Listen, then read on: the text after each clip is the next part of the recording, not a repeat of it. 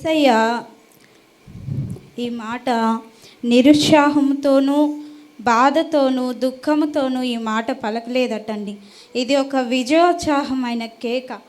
ఆయన it's a crying of victory, విజయం సాధించాను అన్నట్లుగా ఈ మాట పలికారు. చూడండి, మనం ఏదైనా ఒక పనిని సాధించాలని దాని కొరకే పుట్టి దాని కొరకే బ్రతికి ఆ పనిని సంపూర్తి చేసినప్పుడు ఆ వచ్చే సాటిస్ఫాక్షన్ చాలా గొప్పగా ఉంటుంది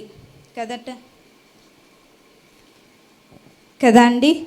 ఆయన ఏ పనితో ఈ లోకానికి వచ్చారో ఆ పనిని ఆయన సంపూర్తి చేసి ఆయన ఈ మాట పలికినట్లుగా చూస్తున్నాం.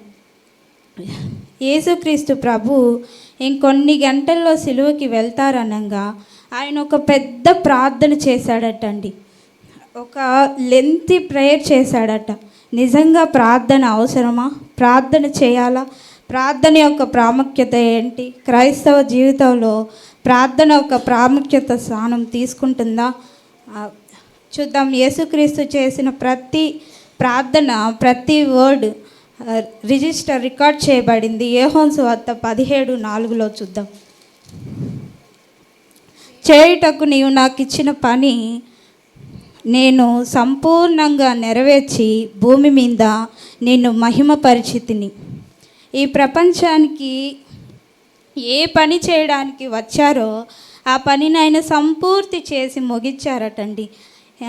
ముగించారట. ఆయన ఏది పెండింగ్ పెట్టలేదు. తన తండ్రి తనకి అప్పగించిన పని ఆయన ఈ భూమి మీద నెరవేర్చి ఈ మాట పలికినట్లుగా చూస్తున్నాం. ఇప్పుడు యేసయ్య లోకానికి ఎందుకు వచ్చారంటే ఒకే ఒక్క కారణం, మానవులైన నిన్ను నన్ను పాపం నుండి రక్షించడానికి ఆయన ఈ లోకానికి వచ్చారు. యేసు ప్రభు ఈ లోకానికి రావడానికి గల ముఖ్య ఉద్దేశము ఈ ప్రపంచం యొక్క రక్షణ, ప్రతి మనిషి రక్షణ పొందాలని ఆయన వచ్చారు. అయితే అసలు ఈ లోకానికి ఏం చేయడానికి యేసు ప్రభు వచ్చారు, ఏమేమి ఆయన చేశాడు? లోకాసు సువార్త 4:18-19 ఎవరైనా చదువుతారా?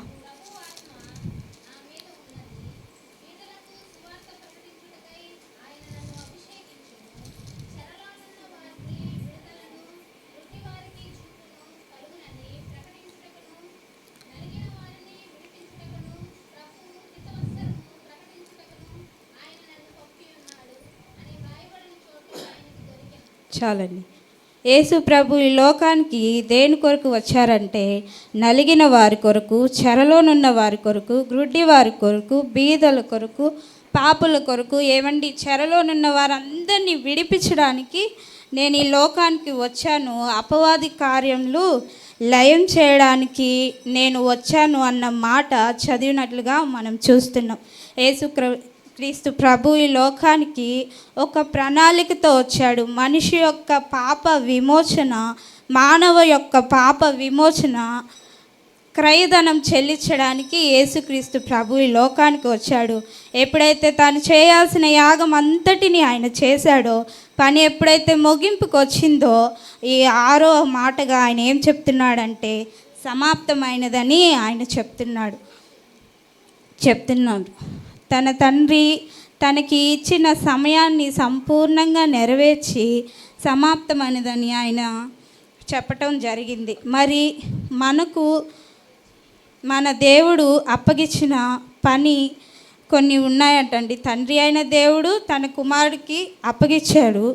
ఆయన చక్కగా ఆ పనిని నెరవేర్చాడు. మరి మనకు కూడా కొన్ని పనులు అప్పగించారంటండి ఆయన. మరి మార్కు సువార్తలో ఉంటుంది 15:16 మరియు మీరు సర్వలోకానికి వెళ్ళి సర్వ సృష్టికి సువార్తను ప్రకటించుడి అని ఉంటుంది. మనం ఏం చేయాలంటే దేవుని నమ్ముకున్న బిడ్డలంగా సర్వలోకానికి వెళ్ళాలంటండి. సర్వ సృష్టికి సువార్తను ప్రకటించాలి. అందరినీ ఆయనకి శిష్యులుగా మనం చేయాలి. అయితే ఆయనకి శిష్యులుగా మనం చేయాలంటండి. అయితే ఆయన సిలువలో అంత వేదల్లో కూడా ప్రేమని చూపించాడు, క్షమా హృదయాన్ని చూపించాడు. ఆప్యాయతను చూపించాడు ఆయన. మరి అలాగే చూసుకున్నట్లయితే ఆయన తన తల్లి ఎడల బాధ్యతను చూపించాడు. అలాగే చూసుకున్నట్లయితే ఎంత సహనము కలిగి ఉన్నాడు ఆయన. మరి నిజంగా అటువంటి ప్రేమ, అటువంటి దయ, అటువంటి కరుణ ఈ లోకంలో ఎవరికి కూడా లేదు. ఆయనకి ఒక్కడికి మాత్రమే ఉంది. ఆయన అంత బాధని ఓర్చుకున్నాడు యేసయ్య నీ కొరకు. ఆయన తన స్వరక్తాన్ని చిందించాడు. నిన్ను విలువ పెట్టి కొన్నారంటండి ఆయన. మరి నిన్ను కొన్న నీ యేసయ్యకి నువ్వు ఏమిస్తున్నావు? ఆయన నీకు అప్పగిచ్చిన పనిని నువ్వు ముగిస్తున్నావా?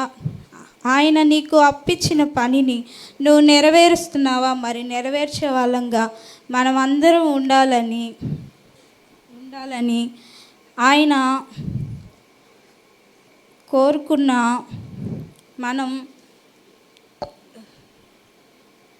ఆయన కోరుకున్నట్లే మనం అందరం సమాప్తమైనదని చెప్పగలిగే ధైర్యం మనకి కూడా ఉండాలి.